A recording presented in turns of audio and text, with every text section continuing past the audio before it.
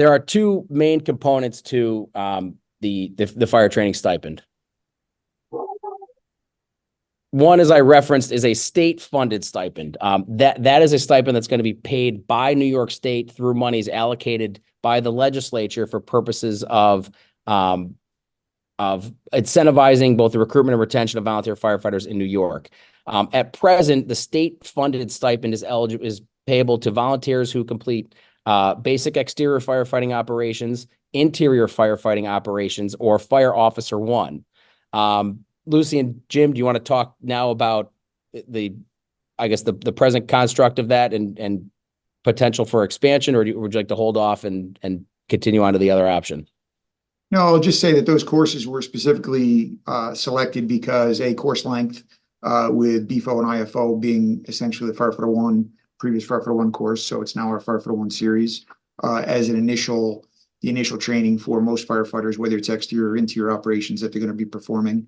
And then Fire Officer 1 is that first step in the Fire Officer series, recognizing the importance of leadership in the fire service and recruitment and retention overall. So those courses were specific and targeted focus of the program.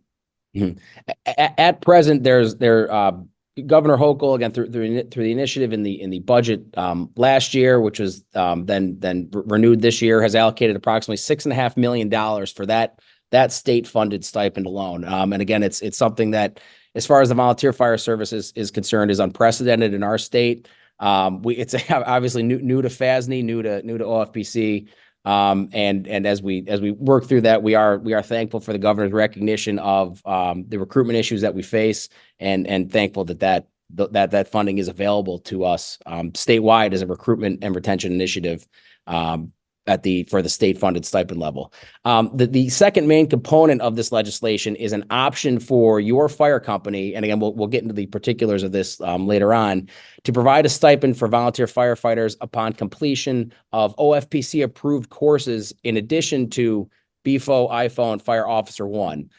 So the state-funded stipend right now exists for those particular courses. It may be expanded in the future. That's up to either the electeds and or OFPC. But there's an option at the local level to award stipends for courses other than those courses at this time, or in the event funding runs out, for BFO, IFO, and Fire Officer 1 as well.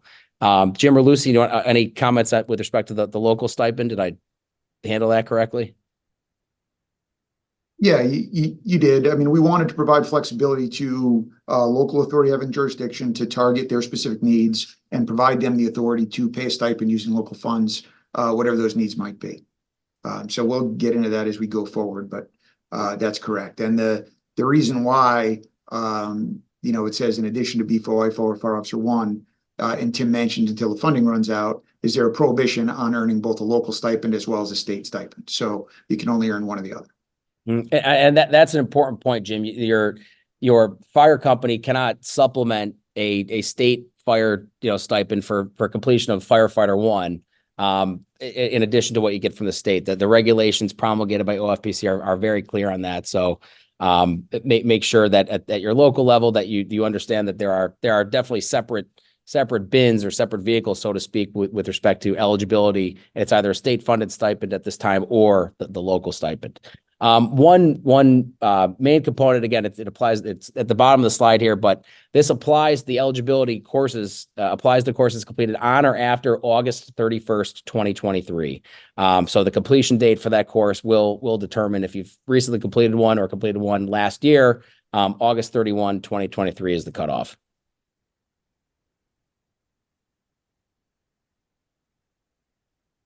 All right. There are two components for eligibility. The first one we're going to talk about here is eligibility of the individual volunteer firefighter. The second one is eligibility of the fire department. There are certain forms in connection with this program that your fire department will need to submit to OFPC. But first, let's tackle eligibility of the individual volunteer firefighter. So the regulations on this were finalized back on March 6th. They are on a very, like, Jim, this is like size 8 font or 6 font. It's small. I don't need readers yet, but this might drive me to it. In any event, what we've done is pull out the relevant parts of it for you here. And basically what you have to be is comply with certain definitions contained in the Volunteer Firefighters Benefit Law. To make that very short for you, you need to be an active firefighter. So this doesn't apply to social, honorary, any sort of courses like that. The active firefighter must also be a member in good standing of their fire department, and the chief must provide prior authorization to take the course with respect to any class that is OFPC approved for purposes of being eligible for a training stipend. All right. The second part, Jim and Lucy, any comments on the first one? I mean, Lucy's been the lead on this, so I'll give her the opportunity to jump in. Yep. Go ahead, Lucy. Thank you. So obviously we want them to be active firefighters because we really, we understand there's a recruitment and retention issue in the fire service. So we want them to be, helpful to the fire department and actively involved, in responding to calls. And that's the whole purpose of the program. A member of good standing, we defined it as a member that's attending, going on calls, responding to drills, taking training, but we didn't define it any further than that. So that's up to each individual fire department to determine what that actually means for them. And then the prior authorization, we already required that through the training authorization letter. So that's the same requirement as it always was. And one of the as the Deputy State Fire Administrator just alluded to, that there is a separate endorsement form that will need to be submitted in connection with any application for this that we included at the end of the presentation, and it is actually available on OFPC's website right now. That also indicates that the applicant was approved to take the course. So you'll probably have with the initial training authorization letter at least two. It'll be very clear that the person was authorized to take the course, but that is one of the central elements of this. And just make sure that necessary paperwork with respect to the individual is submitted. All right, go ahead. To touch on that, as long as the training authorization letter is uploaded into a CADIS when they take the class, that's all proof we need. We don't need anything further than that. Okay. All right. The second component of eligibility applies to your fire department, the entity that you volunteer with and belong to. There are a couple things that need to be complied with respect to fire department eligibility. First is you need to ensure, or your chief and your fire department leadership need to ensure that the incident data is reported through the NIFR system for the prior reporting year. There will be again, on that endorsement form, an indication and a certification by the chief that has occurred. But that's something, again, independent of the individual volunteer firefighter that your agency should be complying with already. If you are not, please comply.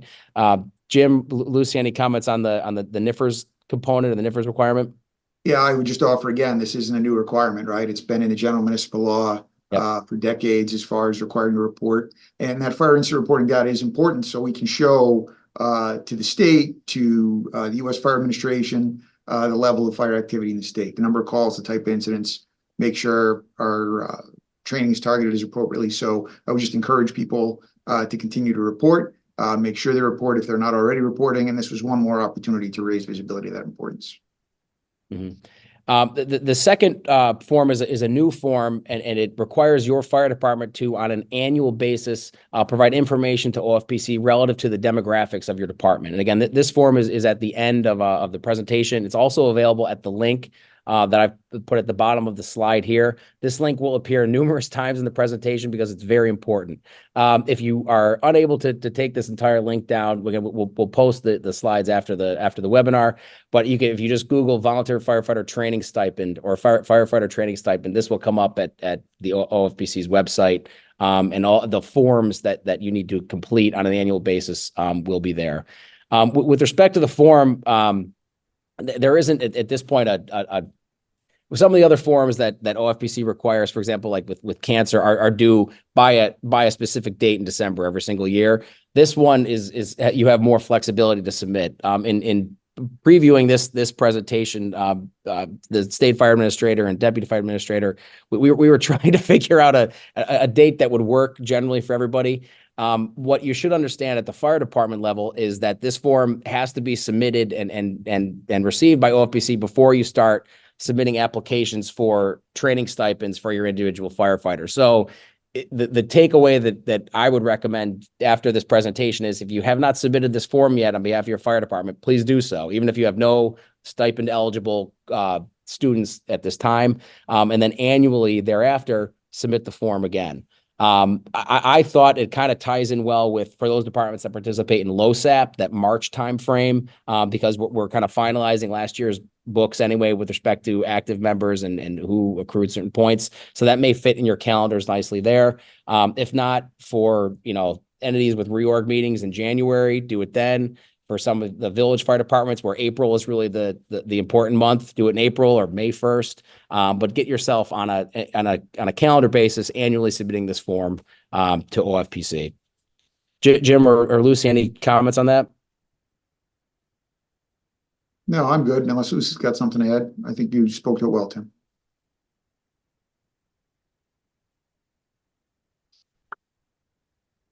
We'll go to...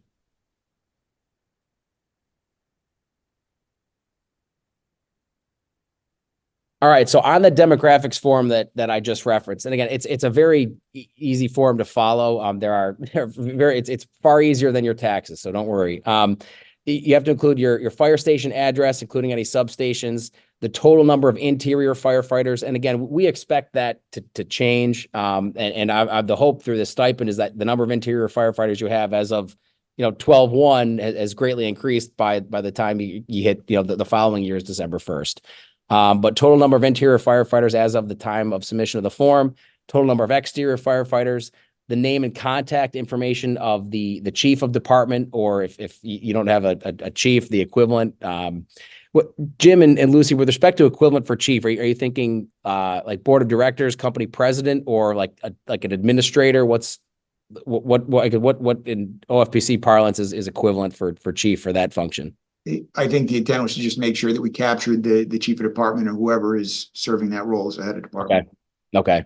Yeah, I mean, I've come across some departments that have not had a chief for some reason, and captain's their highest rank, based on, they didn't meet the, prerequisites for it or whatever else. So whatever the highest ranking person is. Okay. All right. The link that was on the last page is on this one again. If you didn't take it all down, again, it's an important link. It's directly from OFPC. It takes you right to their informational page on this. All this information as well will be at FASNY.com. Is it up there right now? It's up there right now at FASNY.com, including a link to that Homeland Security webpage.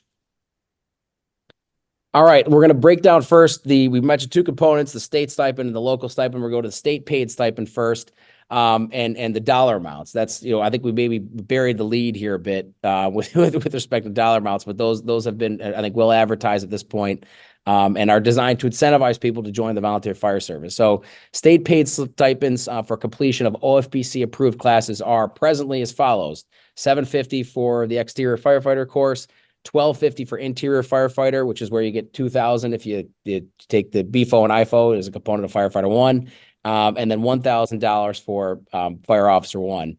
And then additional courses identified by OFPC may be eligible for the state paid stipend up to $500 per course. Jim, do you want to, or Lucy, you want to talk about that for a moment? So I'll talk about it. So so these are the amounts that we came up with. We think they're, pretty sizable amounts to hopefully give people an incentive to, to join their fire department. $2,000 for the, both BFO is, important role of an exterior firefighter. Obviously, the interior portion is something that all fire departments across the state need, is the interior firefighter. So that's why that one is most significant. It's also, the most labor intensive as far as class, as far as, physicality of the class. Fire Officer 1, leadership. When we had the task force for the recruitment intention task force, leadership was a recurring, role of an issue with the fire service. So we wanted to make sure we hit that as well. As far as the local stipend and why we kept it to the $500 per course as a maximum is we really didn't want, some departments could afford more than others. So we didn't want, there to be haves and have-nots where people would shop around to get the best price to join the fire department, and then others would miss out because they couldn't afford it. So we wanted to try to keep it as equal across the board as possible, and equitable across the board. So it didn't, those that could afford to do higher stipends wouldn't, end up getting more of the recruitment and retention than others that couldn't afford it. So we tried to.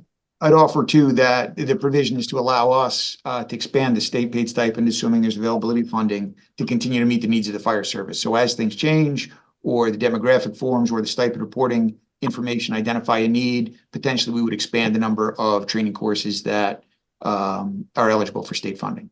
For the state paid stuff. Yeah. And I think that Right. was an important, I think it, as somebody who reads the law, a couple times a week, it indicated an opportunity for the program to grow and a built-in flexibility to allow OFPC to adjust on the fly with respect to what it's seeing in the field, where needs may be, and where additional, opportunities for either growth or, again, if there's a new module that comes out, a new course offering, how we can further supplement that with either the initial. I think the recruitment side, BFO and IFO, you've hit out of the park. I'm sure everybody in the comments now will say, "What about this? What about this? What about?" But I think that's where those additional courses. I think, Jim, if you want to comment, I mean, those additional courses, we've got to see where that initial and how much that initial monetary allocation is spent, and then if there's anything left over and you see a demand on your end, that opportunity will be looked at that point. Is that fair? Yeah, that's correct. I mean, we're certainly going to try to be responsive to the needs of the fire service and make sure that the stipend funding that's made available to us by the governor, by the legislature, is used as effectively as we can. I will offer that the eligible courses are any version of the courses that are listed there, whether it's a blended course or whether it's our traditional classroom format course. And that for fire officer, it's either a full course or the completion of all 5 modules. Okay. We in my local area, and I mentioned to you earlier, Jim, I thought that the blended option for Firefighter 1 is excellent and meets the needs of today's volunteer in a lot of settings. Like, that's a great initiative, and I hope your office continues that. That's a really it helps the volunteer fire service immensely. So thanks for offering that. Yeah, agreed. And we certainly intend to continue.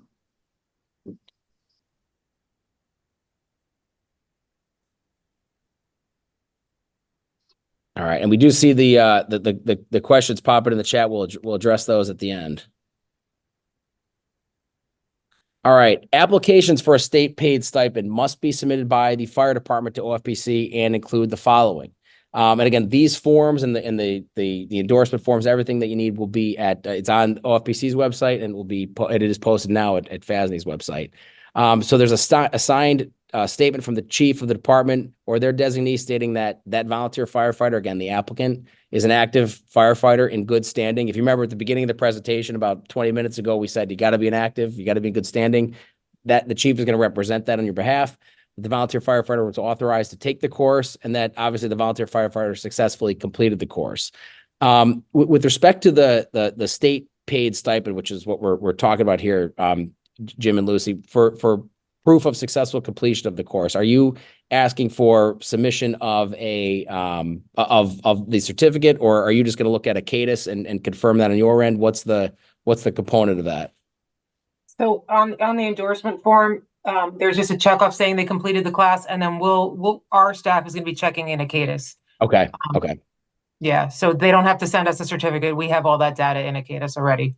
Okay, excellent. And again, that endorsement form is on OFPC's site now, FASNY's site, and we'll include a screenshot of it here at the end of the presentation.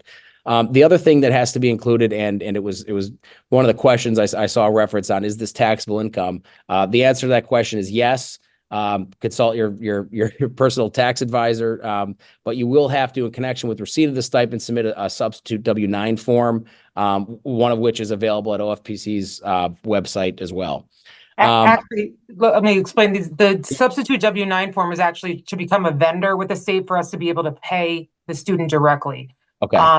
But then, yes, anything over $600 is taxable.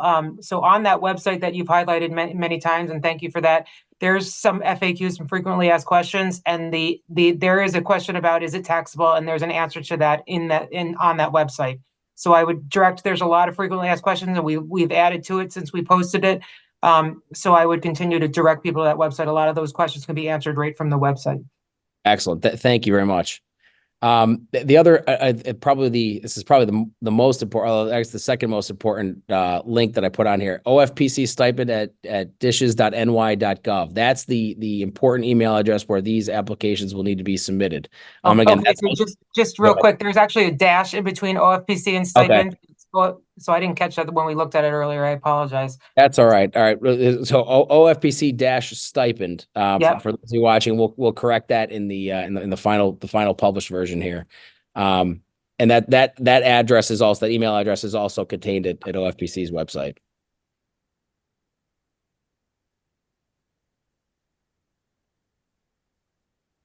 All right. Let's now turn to the fire department paid stipend. So this is the local one. We've completed the state paid component. Now we're going to the fire department, the local paid stipend. All right. As an initial matter, the authority having jurisdiction, that's going to be your town, your village, your city, probably not, and then your fire district. One of those, whoever you answer to, whoever you contract with, or whoever has a board that's in charge of you, has to authorize, in the first instance, payment of a local stipend. And that resolution, I don't think we have a blanket form for that yet. We'll probably, we could probably do one up easy enough here. But that your AHJ, just like they approve the contract and all the other big purchases you make, has to approve this in the first instance. As the deputy state fire administrator talked about previously, the max for those courses is $500 per OFPC course. And Luci, I know you addressed it before. Do you want to talk about that cap on the local stipend? Yeah, so I mean, this is the first time out of the gate. We wanted to make sure that we were being reasonable. We know some people have, bigger budgets than others, and some people may not have budgets high enough to even go to the 500, and maybe able to just do $10 or $25 a class, which is still reasonable and still reimbursement. So we're not saying you have to do the $500, but that's just the maximum. Just to do stuff. So you would have to start looking at budget for some of this if you wanted to do this program. But it is an incentive to keep people, and this could be used more as a retention tool for the other classes, not the basic or beginner classes, but for some other classes. I've talked about through some people who've asked questions that if you have, lack of drivers in your department, maybe you put more money towards the EVOC training and the pump ops and aerial ops. If you have lack of officers or leadership, maybe you put more money towards Fire Officer 2, Fire Officer 3, instructor training, things like that. So you can cater your stipend program to what your needs are for your department. So I think that gives you the flexibility to do that. Okay. And then the one, I think Jim and I talked about this at the outset, but it's important to make very clear that one person cannot receive a state paid stipend, again, from that first part of the program that we just talked about, and also the local fire department paid stipend for the same course. And you can't obviously go back in time and award everybody local stipends for courses they completed before the effective date of the permission to authorize stipends, which is August 31st, 2023. Finally, as far as offering a local stipend, this will be, FASNY represents individual firefighters, and then we have member groups that are either fire districts, which are obviously authorities having jurisdiction, and then we have contract, fire departments. So those independent fire companies or not-for-profit corporations that contract with towns or villages, or sometimes also fire districts, to provide fire protection there. When you are building either your budget for the contract side or from the fire district side, when you're preparing your annual budget for the voters, if you intend to include some funding like this, it's important to note that this opt-in at the local level is not mandatory, but is a good idea for the reasons that that Luci commented on, that you may want to incentivize and look at the unique needs of your department and incentivize participation and taking certain courses in order to boost numbers in those ranks. Jim or Luci, any more comments on that? On, I guess, these bullet points?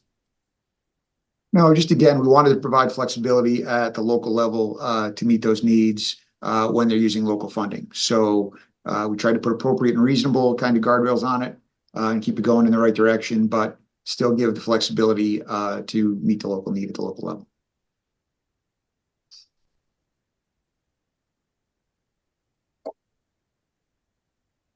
All right. So in order to be eligible for the fire department paid stipend, all of the initial eligibility considerations and forms from earlier. So that's the endorsement, that's the training authorization, that's member in good standing. All of the concepts we talked about previously are all still in effect. Plus, on an annual basis, there's going to be a reporting requirement incumbent upon the fire department to submit to OFPC regarding the number of volunteer firefighters that received the local fire training stipend during the calendar year, the previous calendar year, the number of local fire training stipends paid for each course listed out by the course, and then the amount paid per course listed by the course. Jim or Lucy, you guys have pretty interesting insight into what you're looking for with this particular information. Can you like I guess talk about that to the attendees now? Sure. You want to take that, Lucy? Sure. So some of the things that we're looking for is, with the potential of expansion of the program, we want to see what is important at the local level. So what the locals find that they're paying for, if we start seeing trends that a lot of them are paying for firefighter 2, for instance, or fire officer 2, or, certain other classes like EVOC, we want to take a hard look at that and see if that's where we need to expand. So having that data, then taking, the funding, where the locals are now paying and putting it on the state to have the state pay for those classes. So that's some of the information that we're looking for, looking at the local data to see where we can expand the program. And that the form for that is not presently available from OFPC. My sources deep within those on the webinar right here tell me that it's coming, and you will all know shortly.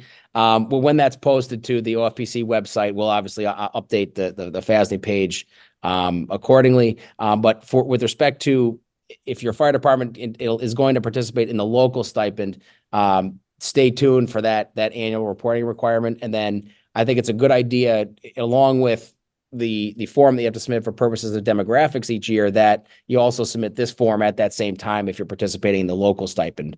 Just get it on your calendar of regularly submitted forms to OFPC.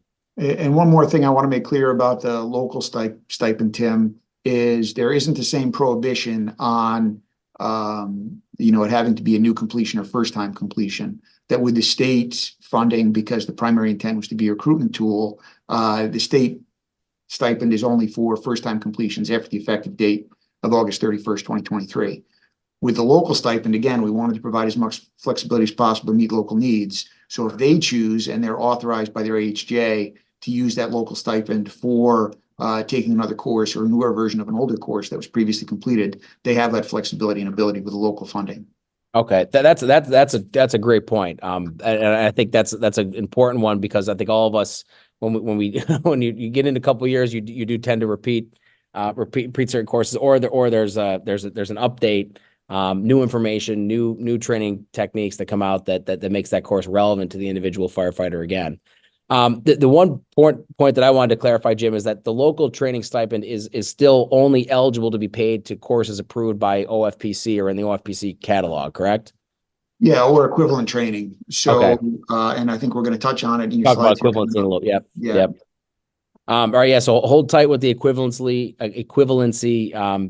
discussion, because that's an important one, and Jim and Lucy have some excellent comments on that. All right. One of the questions we addressed previously, all of the aforesaid stipends are taxable income and require a W-9. That information and some of the FAQs with respect to what is taxable and what is a nominal fee, and what is reasonable compensation, or what is compensation less than a paid employee, is available at OFPC's website right now at the link that we had previously, and will be on FASNY's page. The authority having jurisdiction, we talked about how the regulations have put the onus on the fire department and its chief to submit the stipend materials, the stipend reimbursement eligibility materials. The AHJ has specific authorization in the regs to submit an application if the fire department does not submit this within 1 year after completion of a qualifying course. And again, that's probably most relevant in the instance of a contract department, a town, or a village. Sometimes those entities, as AHJs, are not as hands-on involved with the day-to-day operations of their departments as maybe they should be. But fire districts have generally a more hands-on role there, and it's important for all of those AHJs to understand their role in this process as well, in addition to just being the initial authorizing entity for purposes of the local stipend on the front end. I included a reference to who the AHJ is. That's a term that we use a lot in the fire service. And certainly anybody that takes state training is familiar with, but it's a board of fire commissioners, it's a town board, it's a village board, it's a city council. It's a group of people who are elected by the public, and have authority under the law to provide fire protection in your particular area. All right. Some more important information from OFPC from that webpage. Stipends will be dispersed on a first come, first served basis as determined by OFPC. Jim, do you want to address or Lucy address that component as it just relates to the available funding at this time? Sure. You want to go ahead, Lucy, or you want me to speak to that? I'll speak to it. So, right now we have the funding, so this is we're speaking about state stipends, not the local stipends. Correct. Yep. As long as the money's there, we'll continue to pay out the stipends. We don't know how long this is going to be funded. So, I've often gotten questions from chiefs saying, can I wait 1 or 2 years before, to use this more as a retention tool, to wait to see if the member's going to stay in good standing after they graduate from the class to submit the paperwork. And, it's up to the department to do that. The concern is if they wait 1 or 2 years and we find that the funding is no longer available, then the students do have an opportunity to miss out on getting that stipend as a recruitment tool. So you don't want to wait. I had one chief ask if they can wait 5 or 10 years, and I would highly advise against that. You do want to wait to see if they're a member of good standing. I understand that. You want to wait 6 months to a year. That seems reasonable to me, but waiting much more than that, may cost us getting this refunded every year, year after year. So we want to make sure that this gets funded. It is currently funded in the fiscal year 25, so we're happy about that.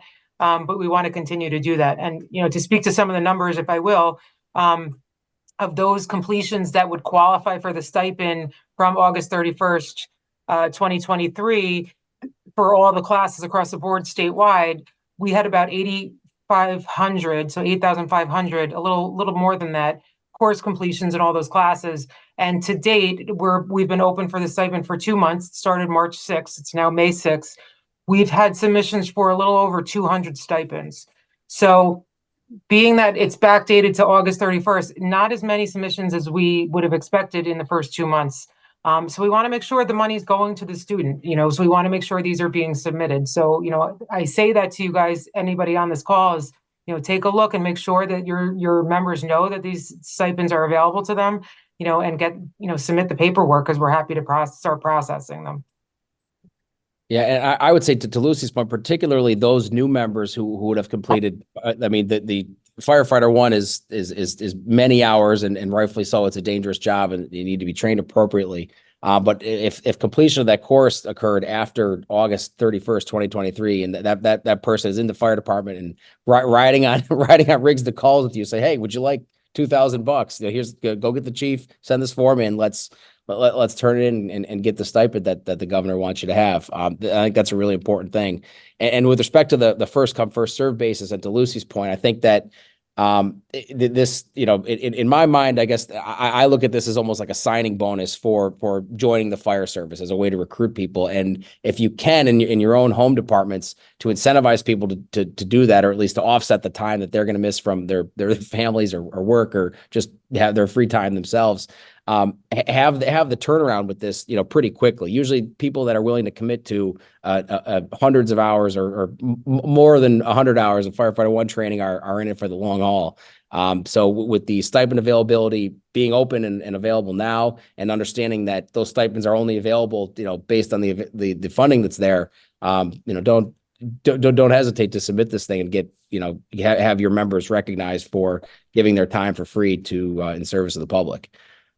Jim, we talked about course equivalency. It must be approved through OFPC's equivalency process. Can you talk about that? Yeah, so the stipends, whether state or local, are really intended to recognize completion of a training course, but we'll accept either one of our courses, an OFPC course, or completion of equivalent training, whether it's done at the local level or whether it's training from elsewhere. We ask, and this is why the requirement that it's prior to, we want to be able to review that and say, yes, it's equivalent before somebody completes the training program and submits for the stipend, only to have us identify a portion of training where it's not equivalent or it didn't meet either the right standard or our course. So we want to get that identified ahead of time so we can kind of smooth out payment of the stipend on the back end. So that's the reason for approval. But if there's questions about equivalent training, those can be directed here to the office that our standards unit deals with equivalency evaluations routinely, and we can help you through that process.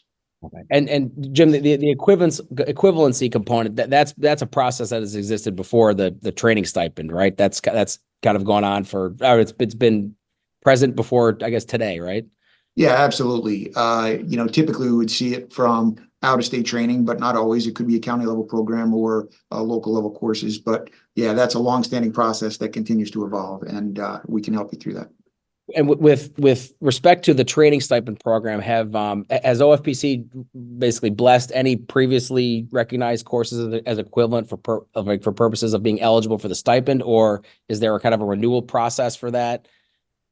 So some of it is managed just by the completion day, right? So there's some opportunities for a combination of prior training with completion of a current training now. But yes, that process is established. We have a matrix or a pathway that can identify how that can be done or identify what you need to do that. Okay. And can you identify as like for instance, some like either it's a county or local level, somebody that's submitted for equivalency, recognition from OFPC for a course that is now training stipend eligible? Well, as an example, Nassau and Suffolk counties that do a lot of county level training for equivalent to the Firefighter 1 series, for example. We routinely work with both counties for equivalency for their programs and work through that process. Okay. And Luci can fill in any blanks or build on that if there's something I'm overlooking. Yeah, so their current, what they call their Firefighter 1 program, their primary program, we've already deemed them equivalent to our Firefighter 1. So their what they run as their Firefighter 1 program would be equivalent to our Firefighter 1 program in terms of the stipend program. So I did see some of those questions pop up in the chat. Currently the Firefighter 1 programs in Nassau and Suffolk we already have the equivalencies in place for that. Nassau and Suffolk do things a little bit differently than the rest of the county, but we put in place for the Fire Officer 1 programs. We got some of their instructors certified to our classes so that that was in place before the stipend program rolled out, so that they had that ability to have that as well. So we try to do some work on the front end before this rolled out to try to get people in the best, counties in the best place possible to be able to be eligible for these programs. And I will say for out-of-state training for equivalency with both the Firefighter 1 series, BFO and IFO, and Fire Officer, we've had a long-standing practice here where national certification is required. So either you're coming in with national cert in those areas specific to those areas when we talk about the stipend, or show us that you completed the training, met the job performance requirements to take the exam, and you can take the exam here. So there's still a pathway to do that, and that's primarily for out-of-state training in those two areas. All right, that's great to know, and interesting with respect to the Nassau and Suffolk and that Firefighter 1 component, which would of course be state paid training eligible. That's really good to know. All right, I talked previously about forms, and I promised they'd be at the end of the slideshow, and they are. These are PDF fillable online at OFPC's website, and we've linked to them through FASNY. This is the annual report of fire department demographics. As you can see, it's much easier than taxes. Address, name, chief's contact info, total active members, total interior, total exterior. And again, this is Jim and Luci, if you want to talk about what you're trying to measure through this new form of connection with the regs and the training stipend. I mean, I'll speak to it. It really, I mean, one, we wanted to get a handle on, who the current chief is. So when they're endorsing the student, we know who actually the chief is every year, and what their terms are. Because we didn't really have a good handle on that. Our information is only as good as we get it and receive it, as chiefs change, especially on the volunteer side of things. And then on the bottom with really the respective as far as how many members, interior and exterior, we know there's attrition. So even if those numbers stay the same, I think it's a win on the recruitment and retention side of things.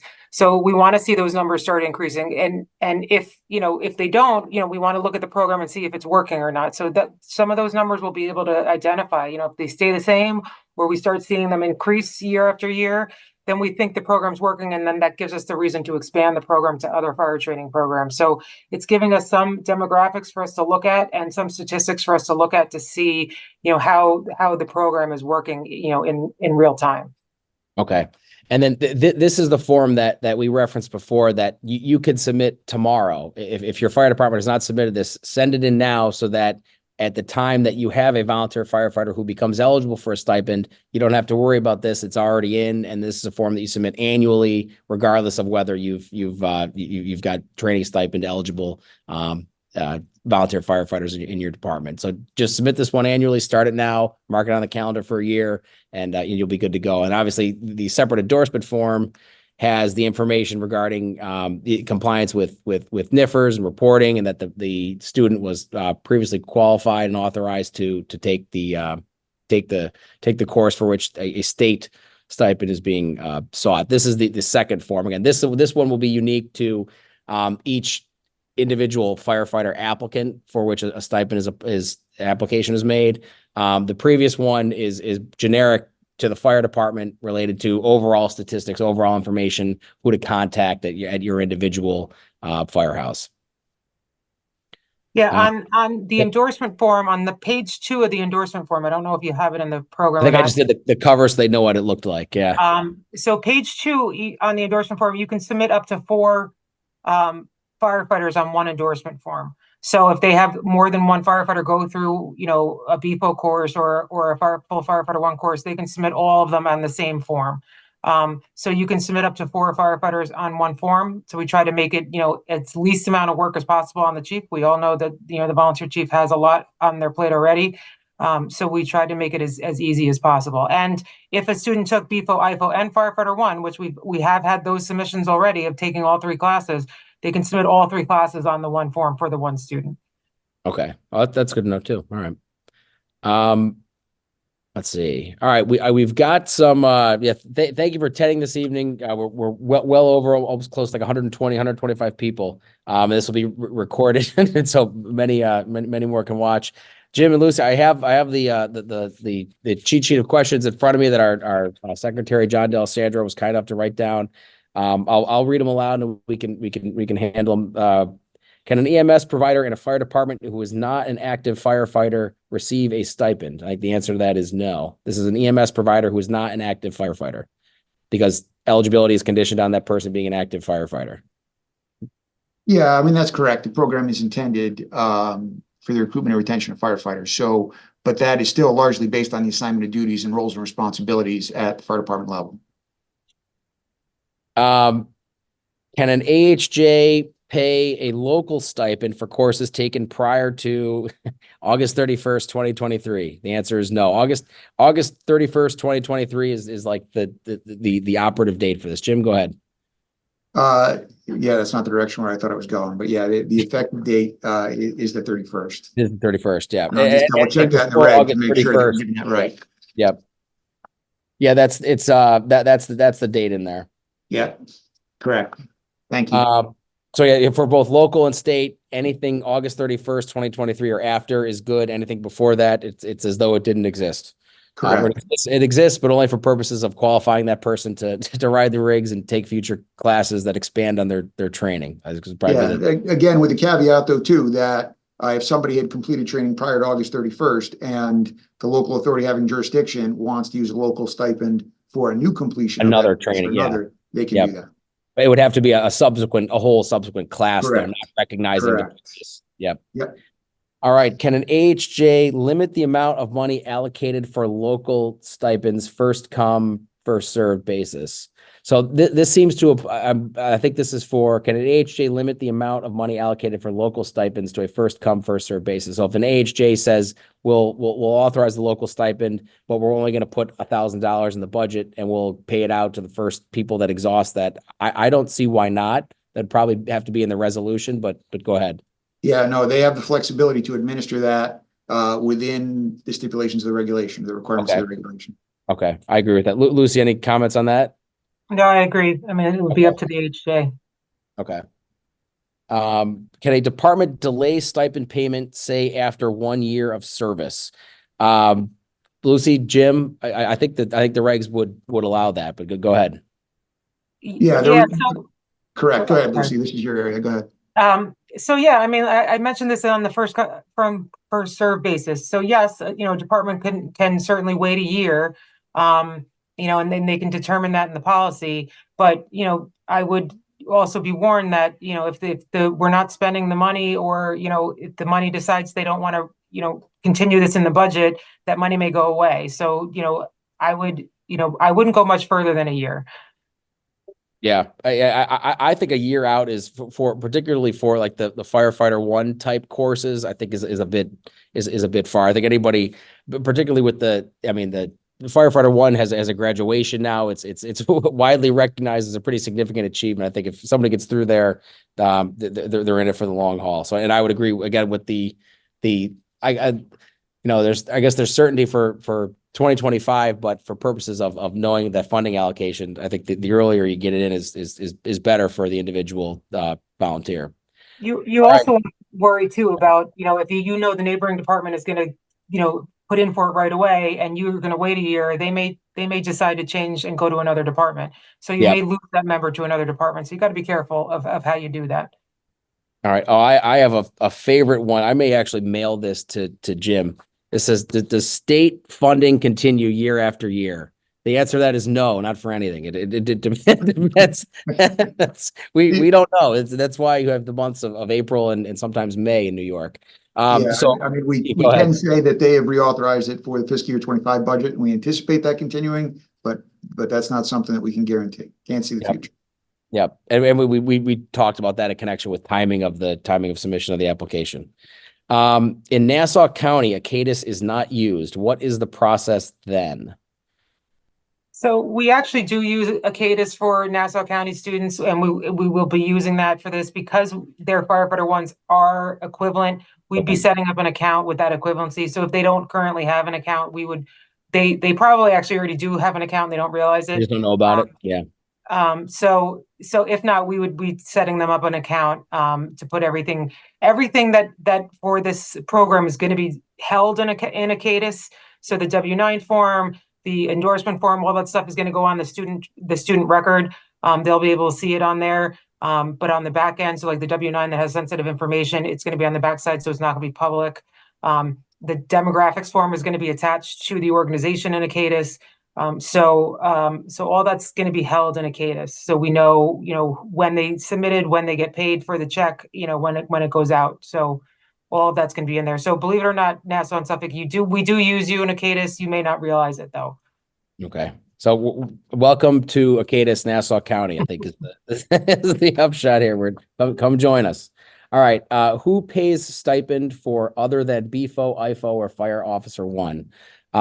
So at this time, BFO, IFO, and Fire Officer 1 are the state paid stipend eligible courses. Now, at the beginning of the presentation, we talked about how that may be expanded depending on needs and what's demonstrated to OFPC as far as usage of the local stipends and also what demands in the field may require.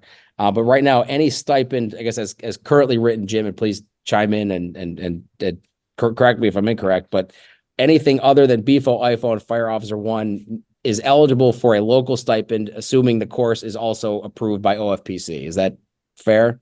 That's correct. Okay. All right, there you go. I got it correct. Thanks. All right. Do you have to complete all Fire Officer 1 modules to receive the stipend? I think I know this one, but go ahead. Yes. The answer to that is yes. So it's the 5 modules of Fire Officer 1. That being said, the last module has to be completed after August 31st, on or after August 31st. So if all 4 of them were completed beforehand, it's just the last module has to be completed on or after August 31st. So, that's the good thing. It's just the very last day of class has to be on or after that date. Okay. But yeah, it's either the 5 modules or the full Fire Officer 1 class that qualifies. All right. We got another hot Nassau County question coming in. How does BFO, IFO translate to versions taught in Nassau County? I think Luci elaborated pretty extensively on that, but do you want to go ahead and talk about the equivalency? So I forget off the top of my head the names of their classes, but we have already worked out the equivalency through both VEBs for the equivalency process. So that equivalency is already there in place. So if they went to their to the training directors, depending on which county, they should know that what's equivalent already. Okay. Another question, is it taxable income? Yes. And that the information on that is available at OFPC's website. Yeah, so I'll just make it quick. So the W-9 form is not the tax form. That's the form to become a vendor with New York State in order for us to be able to cut a check. New York State will then be sending out 1099s for this, and they will be receiving a 1099 for the tax purposes. Okay. All right. Thank you. Do you need to pass a national certification test to get the Fire Officer 1 stipend, or the stipend for Fire Officer 1? No, so that is not the final exam for Fire Officer 1. There's just a New York State final exam for Fire Officer 1. The national cert is not required. Okay. For the local stipend, does the AHJ have to pass one resolution or a resolution for each firefighter who passes? I'll take a stab at that. I think one would work for all unless their resolution says they want to approve everybody who applies for a local stipend. So I think there's enough deference made in the regs to the local stipend where an AHJ could be very hands-on with respect to who gets it and how much involvement they have in that, or they could say, we'll authorize it. You guys pick the amount, budget for it accordingly. Is that fair, Jim and Luci? Yeah, that's correct. You know, with the limitations of the reg as far as the $500, the completion after August 31st, how they administer it, that's up to them. Okay. And a beautiful question right on that. What courses qualify for the $500 local stipend? That would be any courses that are, again, that the AHJ allows to qualify, and that are also separately OFPC approved courses. So like in-house drills that are not OFPC courses would not qualify. It's got to be a course that you could take through OFPC or that receives equivalency status from OFPC, and that is also that your AHJ is also allowing you to provide a local stipend for. Correct. How do you define active? Does a fire company have to define it in their bylaws? So I think that this kind of goes to Lucy's point earlier about defining what member in good standing means and adopting a policy at your local level on doing that. The volunteer firefighter is defined as the term is used in the Volunteer Firefighters Benefit Law, Section 3, which means active firefighter, active volunteer firefighter. So it's someone generally who is trained or capable of responding to calls, and is otherwise eligible for benefits under the Volunteer Firefighters Benefit Law. Jim, do you have any other comments on that? I generally, for that definition, defer to General Municipal Law Section 215, which pertains to LoSAP, but has a good definition of somebody who's trained and able to respond to emergencies if called. Is there another one that OFPC uses for active firefighter? Yeah, I was just looking at the definition that's included in the reg, and they do cross-reference the citations that you had, but member in good standing is defined as shall mean a firefighter that's responding to emergency incidents, attends meetings and training sessions, and meets the minimum qualifications as determined by the authority having jurisdiction. So it is essentially defined at the local level, but that's the general guidance that we're offering. Yep. And I that's actually pretty close to the General Municipal Law Section 215 definition. That's a good one in response to that question. It's got to be somebody who's actually trained and able to respond to calls. This would not be a social member, an honorary member. Jim talked about a life member who doesn't respond to calls. It's got to be somebody who's actually able to get on an apparatus or respond to an emergency if your agency is dispatched, or somebody who's actively going through training in order to get to that point. If taxable income, does AHJ for local stipend have to do the withholding? See, I went to law school because I'm no good at math or numbers. Jim or Lucy, you got any? Is the AHJ doing the withholding, or are we just doing it's just 1099 and report it on taxes at the end? I believe they can 1099 as well. Again, if it's under $600 per year, so if they're keeping it low, then it's not taxable. But if it goes over the $600 per year, that's the number. Then they can 1099. Okay. Does AHJ have to tell OFPC what they will pay for a course? Yes, annually. There's going to be a form that comes out that says that you're going to list the courses that the OFPC approved courses that you have authorized for purposes of local training, and then the amount listed by course as to what you're paying for each of those courses. Is that, Jim and Lucy, is that right? Yeah, that's correct. Terrific. All right. All right, so there's that one. Does not-for-profit fire company need to get AHJ approval to pay stipend? Yes, every day of the week with respect to the local stipend. For the state paid stipend, no, that goes to the state. There's a state, either has to be approved for the individual firefighter to go, like we talked about previously, and that generally may occur at the AHJ level. But for purposes of the local stipend, yes, the AHJ 100% has to authorize by resolution participation in that local stipend process to begin with. That's not a comment, John. Once demographic form is sent in, will department receive an acknowledgement? They should. If they didn't, they can certainly email back checking in with them. But once we're still working through the process as well. This is a new system for us. We also did get staff along with this program, and not all the staffing's in place. So it's been, to be fair, a little clunky, I would say, with us putting everything in. So if they have a question and they want to make sure we got it, just email that OFPC-stipend email back, and we can confirm that. Absolutely. On stipend form, who is the sponsoring agency?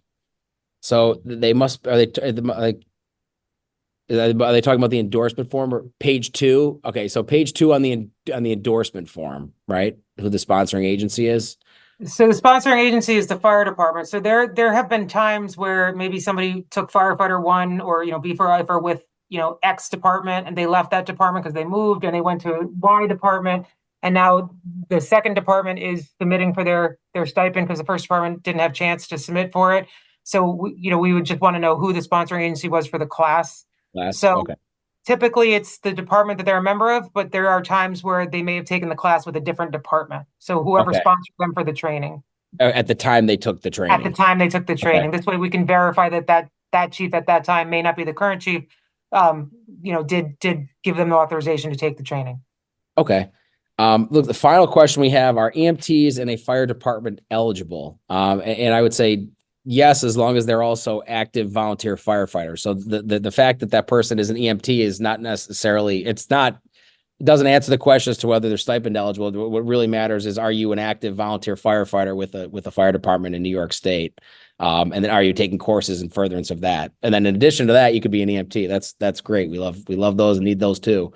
But I think that the EMT status really does not play into whether someone can get a stipend under this new program. Jim, Luci, any comments on the EMT status?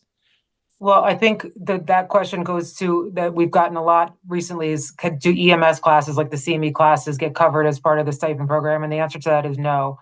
That's not in our course curriculum and our course catalog. These are fire department stipends only. So for fire training only for active firefighters. All right. And I saw we had one comment from Paul Giuliano in Olive Fire Department in Ulster County.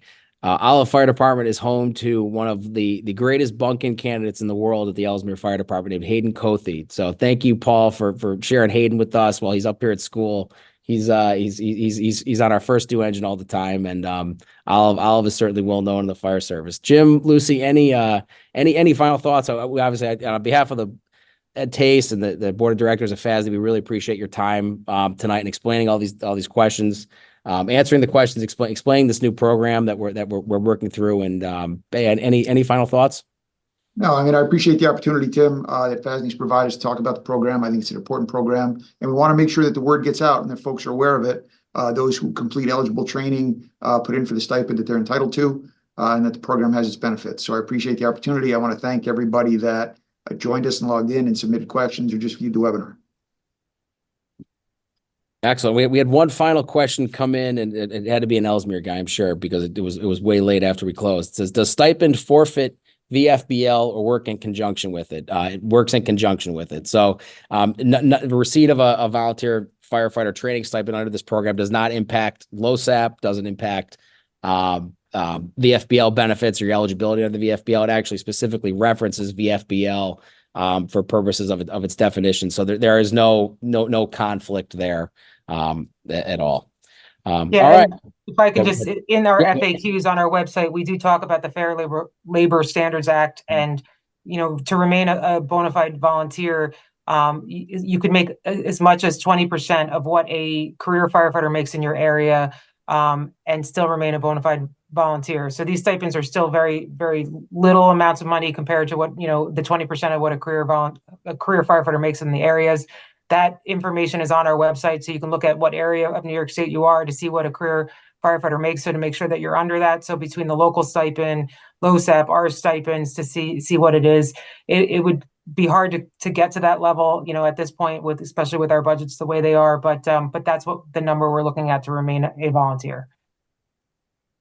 All right, very good. We are out of questions. I'm sure more will come in, but thanks to everybody who took the time to log in tonight on a Monday. And again, special thanks, State Fire Administrator Jim Cable, Deputy State Fire Administrator Luci Labriola-Cuffe for your time this evening. I really appreciate it. Thanks for everything that you're doing for the volunteer fire service.